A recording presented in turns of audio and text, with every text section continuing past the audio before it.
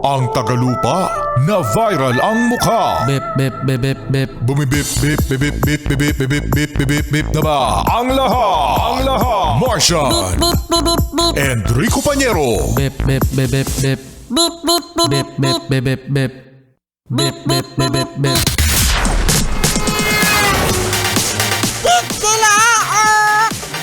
Tik, tik sila, oh! Bip, bip, bip, bip, bip. Ito na ang 101.1 Yes FM Balitang Hoy, mga Yes friend, dahil si PBBM ay nasa US, no? At nagbigay ng kanyang speech, ngayon ay pinag-uusapan ang pagtulo ng sipon ni PBBM. Yeah! Si PBBM may tulong! Tumulo yung sipon!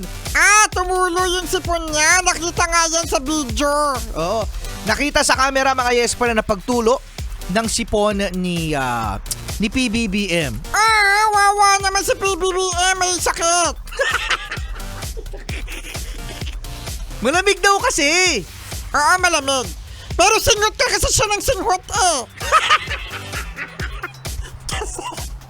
Kasi dito sa Pilipinas, singot din siya ng singot, diba? Oo, singot yung singot.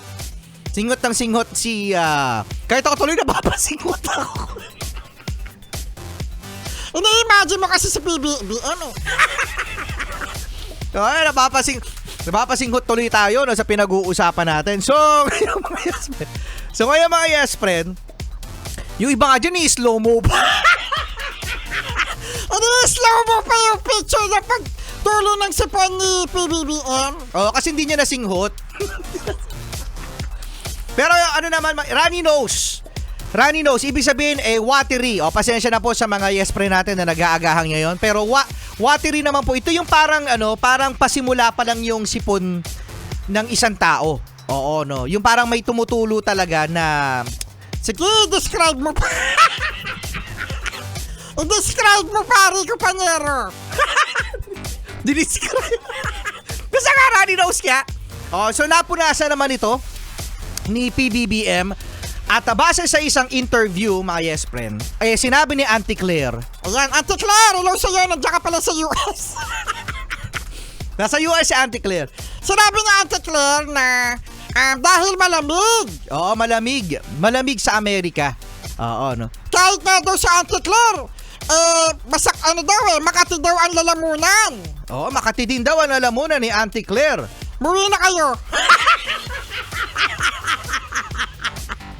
Umuwi na kayo dito. Ang daming problema dito sa Pilipinas. Muwi kayo dito. Pauwi na.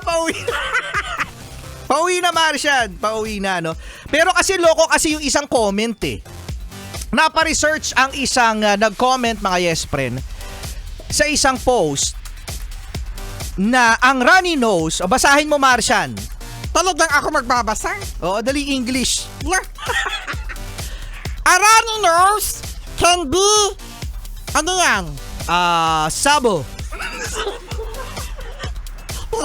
Nabasa mo ko ng English. A runny nose can be a subtle indicator of drug use. Drug use. Extending beyond common associations like allergies or colds. Yun naman pala allergies or colds. Certain drugs. Certain drugs. Such as cocaine. Totoo ba yan?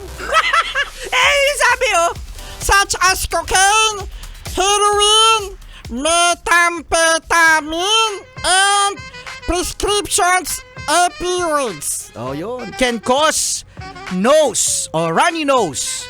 So ayun na nga mga yes friend ang isa sa mga kondisyon. Pero si BBM, di addict yan. Hindi yan addict, sabi niya. Oo. Naniniwala kami sa'yo. Naniniwala kami sa'yo, PBBM. Di ka addict po. Di ka addict po. Charlie Kit Morning! I'm into the stuff. guarantee.